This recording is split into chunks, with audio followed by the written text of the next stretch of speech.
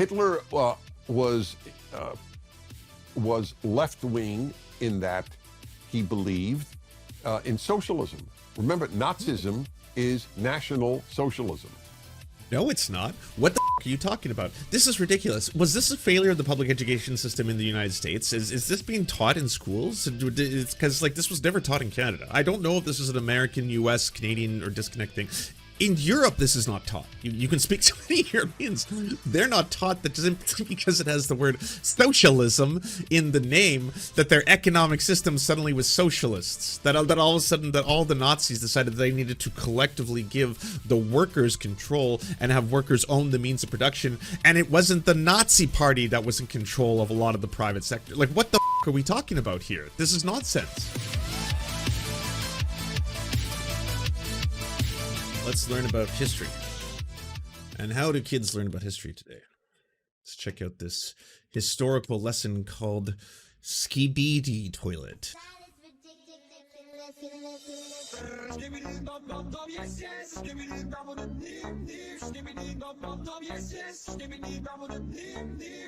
My style is ridiculous.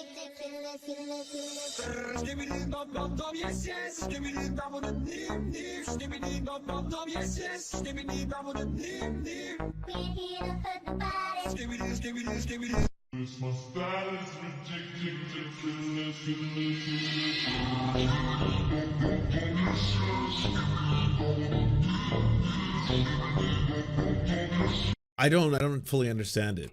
Like I get some internet phenomenons. I don't understand this one. I'm too old. I'm a boomer. It's way past my prime.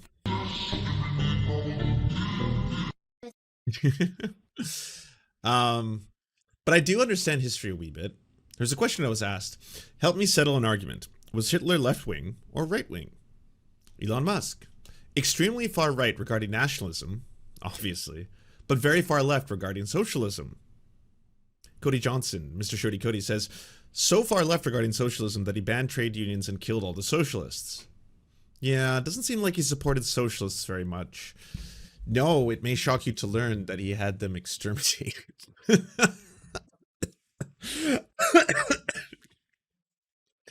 And Ian Miles Chong, of course, just decides there's no topic that he can't be demonstrably wrong on, and then just jumps in with National Socialism.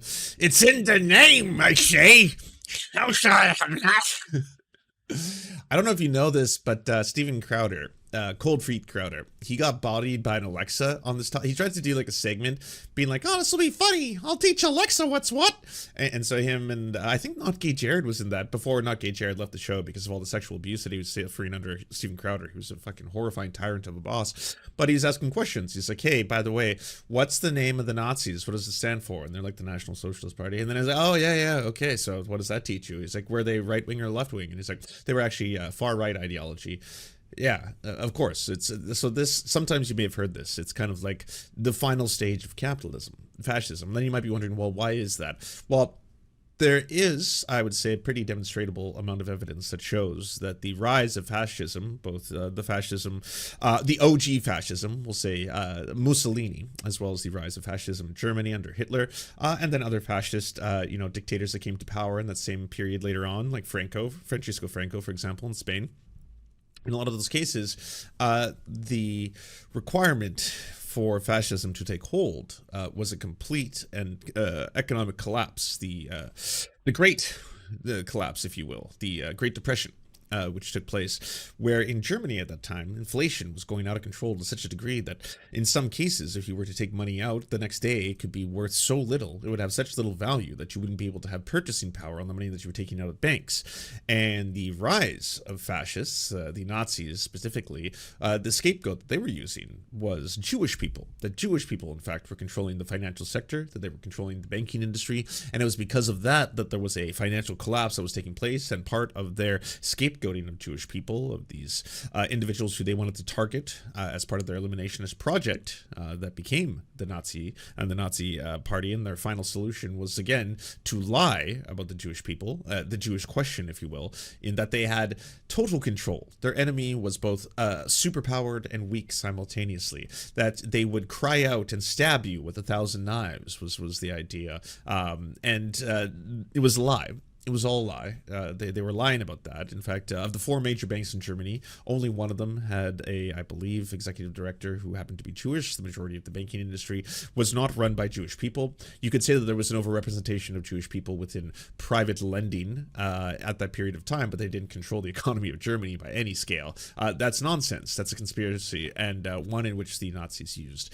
And then the Nazi Party, while it did, yes, suddenly try and control elements of the free market by having a state-run capitalistic endeavor, eventually were able to codify and solidify capitalism, keep it going on while they maintained control and had a massive increase in their military as a result of the profits that were being collected through the capitalistic enterprise of Nazi Germany. And a bunch of companies decided to be like, oh, wow, we're going to do business with this because it's an economic powerhouse right now. Who knew? If you have a centralized, controlled, very powerful military that is being done by fascists, and yes, things got pretty out of control once that eliminationist project went more than simply we're going to vilify an entire people to them actively trying to exterminate Jewish people from the face of the earth, as well as other groups, I might add. Anyone who was considered Aryan and pure and part of the master race. People who were considered defective, such as queers, for example. Yes, they targeted LGBTQ plus folk and they vilified them and said that they were a danger to children and pedophiles and that they were actually trying to groom children into an alternative lifestyle, and that was going to be seen as the downfall of society and they had to be eliminated. You might see some parallels starting to form in all of this, but when people point it out and they say, well, it had the word socialist in it, so it had to have been socialist, you have to understand what the options were at the time. There was certainly what was seen as, and I would say objectively, a failure of the capitalistic system to be able to take care of the populace when it's just rampant and out of control. And there were alternative versions being seen and being expressed in a variety of parties and different economic systems that could have perhaps been an evolution of the capitalist system, one that would be more equitable and help out more people if they had, say, control over the means of their production, and there wouldn't just be this dramatic stratification of society in which you are seeing money concentrated into the hands of the extreme wealthy. It seems like this is a question being asked by a lot of far-right right now, though. Was Hitler a leftist? Dennis, I'd like your perspective on whether you think Hitler was far-right or was actually a far-left ideologue. Okay, thank you for your time. I enjoy listening to Fireside Chat every week. All the best. Thank you. Hitler was left-wing in that he believed in socialism. Remember, Nazism is National Socialism. No, it's not. What the fuck are you talking about? This is ridiculous. Was this a failure of the public education system in the United States? Is this being taught in schools? It's because this was never taught in Canada. I don't know if this is an American, US, Canadian, or disconnect thing. In Europe, this is not taught. You can speak to many Europeans.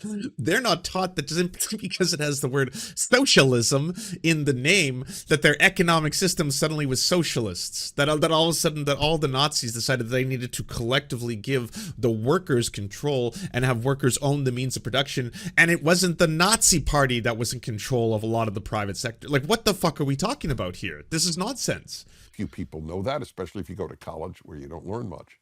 But that is what Nazism stands for, National Socialism. No, everyone knows that. What it stands for. And did you know that it's the People's Republic of China? Did you know that? Do you know that that's the name? What are we doing here? In that sense, it was left-wing, but it was not left-wing in another sense. The left divided the world by class. That's the classic Marxist division of the world: class, the proletariat, and the oppressor, if you will. That's also not true, by the way. In Marxism, it's actually making an analysis of how, under liberal capitalism, the system that, post-revolution, we have this great idea, this grand idea, if you will, liberalism. and it's going to have fraternité, égalité. You know, it's going to be wonderful. Yes, people will be equal, will be fraternal, and there'll be liberty, liberté. That's going to be the third one. But unfortunately, what it does is it reinforces the system of hierarchies and class stratification. It's simply observing that, right?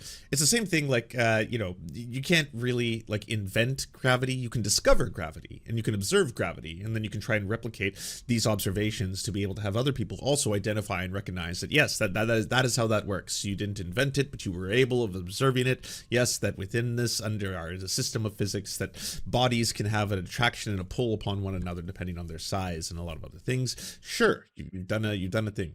You can recognize this while doing the same thing that, hey, if you are to turn a profit under capitalism, you'll be able to observe that for you, the capitalist, the boss, in order to be able to make that profit, that you're going to be able to have to sell the labor of the person who's working for you at a higher rate. That way you can extract value or profit from their labor. And in doing so, you could say, morally, you're exploiting them. Other people might say you're simply an entrepreneur and you're a job creator, but you, as the capitalist, are the one doing this, and you have to do it in that system for it to make sense.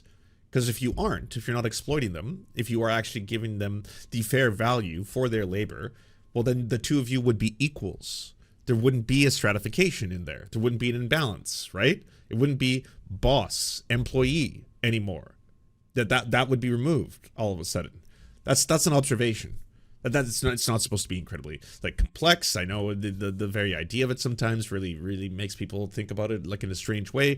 But if you were to observe it, you would see, and that just makes perfect sense. And then if we extrapolate that into, you know, tons and tons of employees, tons and tons of years, tons and tons of businesses, tons and tons of corporations, we add in the extraction of energy through things like you know, oil underground and stuff. Well, everything starts to explode. Rapid development, industrialization, mechanization, all that stuff. Yes, but just if we reduce it down to the very basic principles of what separates capitalism from other economic systems, you know, such as slavery, such as serfdom, you know, relationships between the lord and the serf, relationship between the master and the slave, relationship between the boss and his employees. That's what it shows. And again, this is not intending to be very political in any direction. It's simply observing what the entire process requires. Whereas Hitler divided the world by race. Race is not a left-wing or a right-wing value. It has become a left-wing value in the last 25 years. So race isn't real. We made it up. I don't know what you're trying to do right now. Isn't a value? Like, I value race. You don't value race like I value race. In the West, all of a sudden, race matters incredibly. The left has actually, in some ways, abandoned classic Marxist division by class and now made it by race. But race was neither left nor right until this moment. It is not a right-wing value. I mean, I don't know what he's trying to say here. I mean, if you want to point this out, you should say that, yes, if you want to explain both the history of capitalism and then the rise of the wealth, specifically within countries like North America, that you do have to explain how capitalism and its involvement in the North Atlantic slave trade, the role it played, and how there was an accruement of wealth that was in the United States, specifically for slave owners, people who owned other human beings as property, how they accrued tons and tons of wealth through generation after generation. They got black people and indigenous people to build America, this new country that was created through enslavement and genocide, and then through accruing that wealth. Then once there was finally first a war against the British to separate themselves from the monarchy, and then a second war, a civil war, to finally abolish and end slavery, there's still going to be a whole bunch of accrued wealth within the hands of, and yes, this fell down because of the whole racial lines of it all.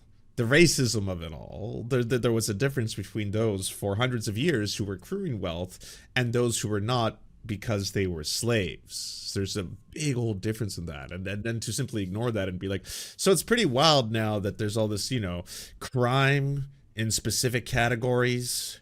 It's kind of weird that, you know, that there's categories, how people, they can't help themselves, it almost seems like. It's inside their culture. It's kind of woven into their culture, these criminal elements, if you will. It kind of seems weird, right? How there's all these criminals in America. And why do this see, like, then well, yeah, if you were to suddenly just like, if history started today, if you were like, today is the first day of history ever, and you looked at it, you're like, that's weird, disproportionately how there's a lot of violent crime within certain demographics, and those demographics happen to be on things like that aren't actually real, like racial lines, categories, how much melanin you have within a country. Like, I don't understand how this all works, right? I live among people on the right. None of them. Not one person I know is a racist. Well, that's good. That's convenient. Good for you, Dennis. He's like, I don't know a single racist. Why would I? We're all equally racist. We hate all the races equally. All right, time for some history, everyone.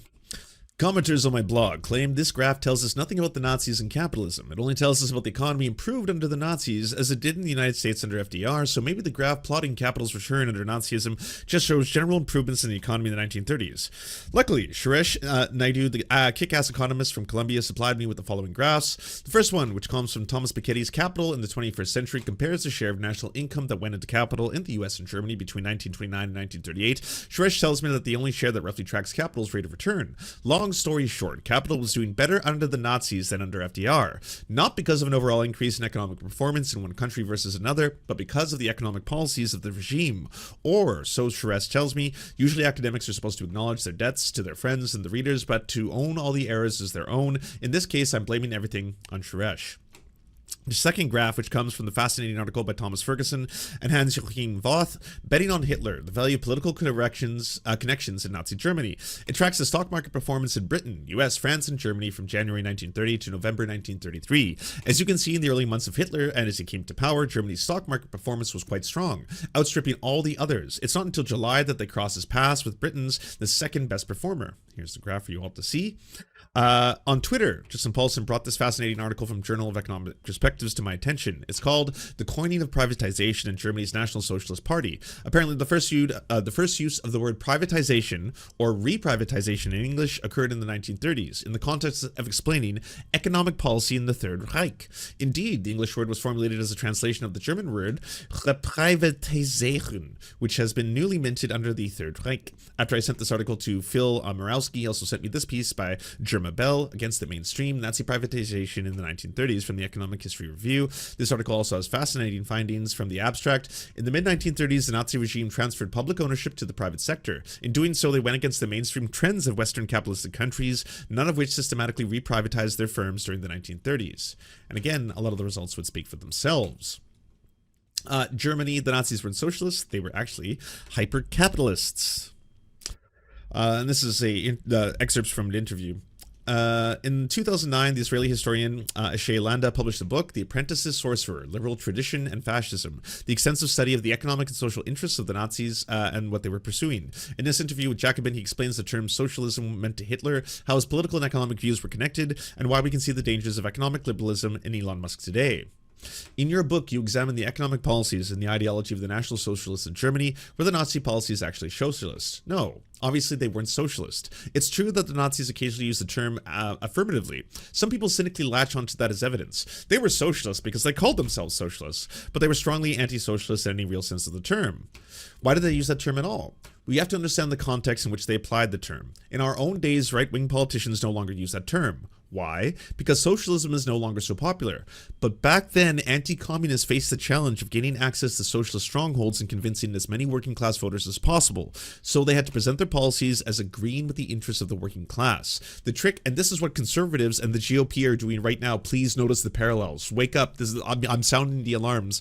So they had to present their policies as agreeing with the interests of the working class. The trick was to benefit from the popularity of socialism, which was widely seen as the force of the future. Right now, that's why you're seeing all these suddenly the GOP, Tucker Carlson's, the far right suddenly trying to use things like, well, it's the elites, it's the globalists, it's this cabal of elites, and they're trying to say they're better than you, and they're trying to say that you're wrong for being white. They're anti-white racists. They're trying to replace you. They're trying to replace the voting demographics to take over, and they're being controlled by this Davo elitist, cabal of individuals who control everything. That's what's happening.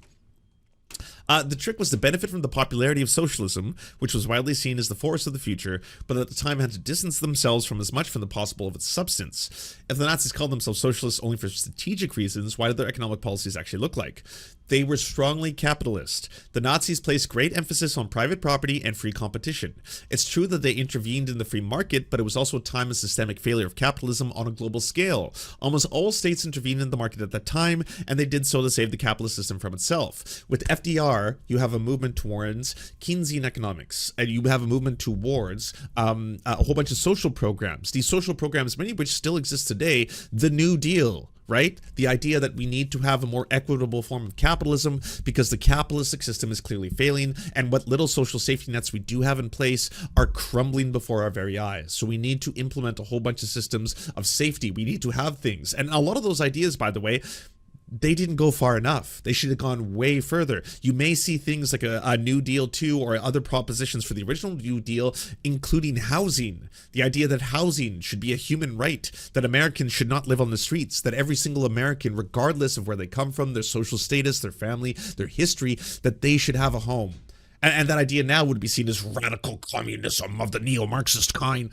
But at the time, these were things that were seen as necessary steps to preserve society, to prevent societal collapse that you're seeing when you have mass unemployment. And the idea of a guaranteed jobs program provided by the government, you can reinvest in those. You can have those again. You can have guaranteed jobs programs. You can be like, oh, those lazy bums, they don't look for jobs. They do. And it's like, well, yes, but maybe they don't have the qualifications for jobs. Maybe they suffer from a whole bunch of mental health issues. Maybe they suffer from addiction. Maybe they suffer from a whole bunch of things that come from simply living on the street, such as having very high levels of depression, anxiety, and yes, exacerbating mental illnesses and all that kind of stuff. We should have systems in place to help people like that. That way society will work better. You know, we won't have as much potential for society collapse.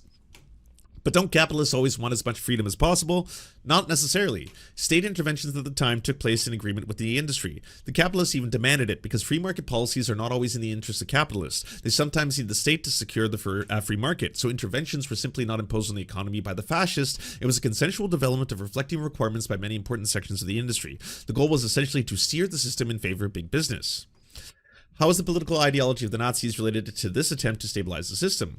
Hitler is often accused of subordinating economic interests to his political views, a claim that is partially true, but what exactly were his political views? If we think about Hitler's most fanatical obsessions, for example, social Darwinism, eugenics, or even his anti-Semitism, at first blush it appears as though that can only be understood in isolation from economic considerations. However, if we look closely at each of these elements, we see that they had an indispensable economic basis. For example, social Darwinism is actually a form of hypercapitalism. It takes from capitalism the focus on competition as a struggle of all against all. And the Nazis argued, well, that's just the way nature is. This was not a break with capitalism, but an intensification of economic views. Capitalism, in the Nazis' view, is simply part of nature. So it is not just simply a matter of political domination, but of the naturalizing economic contradictions. Hitler then said it is above all if, quote, the Jew, who is trying to play a little trick on nature in order to make the struggle for survival superfluous. This will tamper with the economy that made the, quote, Jew insidious from the Nazi point of view. But isn't this very positive of free competition and the struggle of all against precisely the hallmark of economic liberalism? Hitler didn't invent all of this, of course. It was part of the conservative and indeed economically liberal mainstream. One could hear very similar statements about the need for ruthless competition in the liberal economic discourse of the time. And you have to remember that a lot of the things, such as like eugenics programs, those were in vogue at this period in time. This was not like a uniquely Hitler or Nazi thing. That there were superiority, genetic superiority amongst the races and the categories of the races. That someone like Hitler could have become the, quote, leader of a major industrial nation was, after all, the culmination of a certainly widely held view about economics, about the due limits of popularity, political agency. Hitler's policies met with the wishes of many industrialists, which made him so attractive to large sections of the bourgeoisie and the educated classes. The National Socialists were seen as liberating the economy from the unnecessary burdens of political and humanistic sensitivity. Through eugenics, for example, exactly. The murder of people, physical, mental, and psychological disabilities was also directly linked to the economic concerns. It was intended to rid the economy of people who were considered a burden. The Nazi language was quite economic and financially minded of this respect. For example, a typical propaganda poster read 60,000 Reichsmarks throughout his life. That is the cost of this hereditary sick person, for the Nazi word for national community, and the national comrade, that is also your money. As in, those who are not capable of working are not capable of being productive members of the master race. This is a reason why on the gates of Auschwitz, the words, "work will set you free," as in you're going to be a part of a forced labor internment camp until your death. This was part of the Nazi project. It is interwoven into it. This is why people who are seen as too weak were considered to be not considered worthy of life, or would be forced into labor camps until their very death, or simply exterminated for being othered.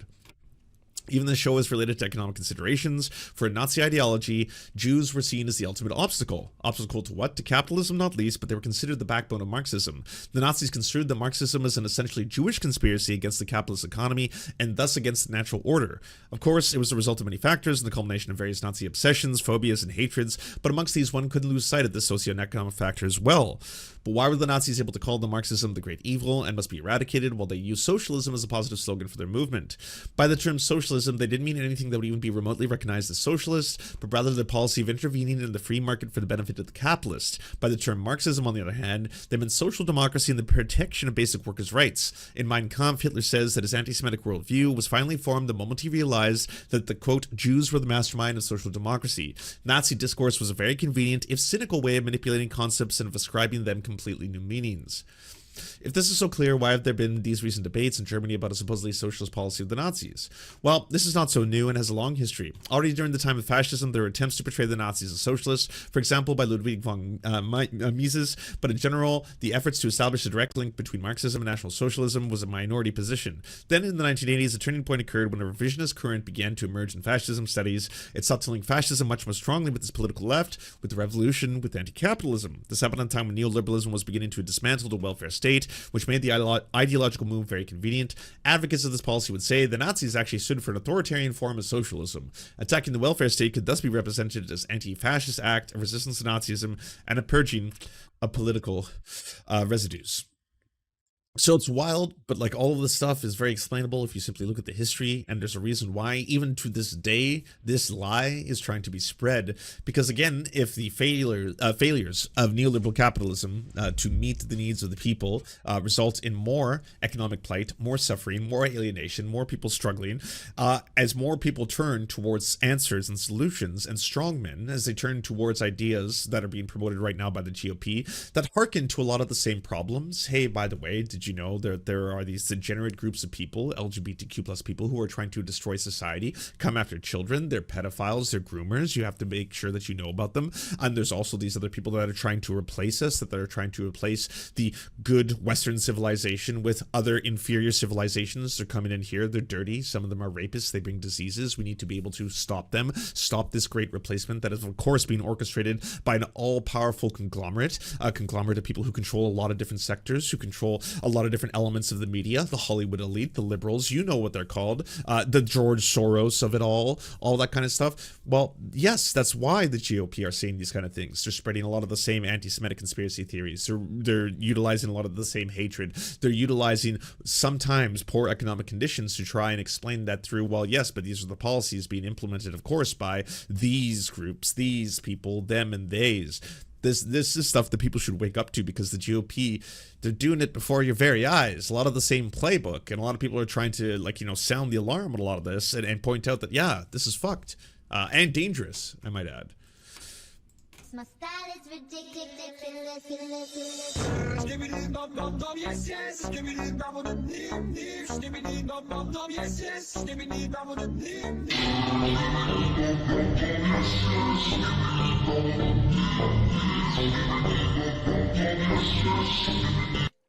My style is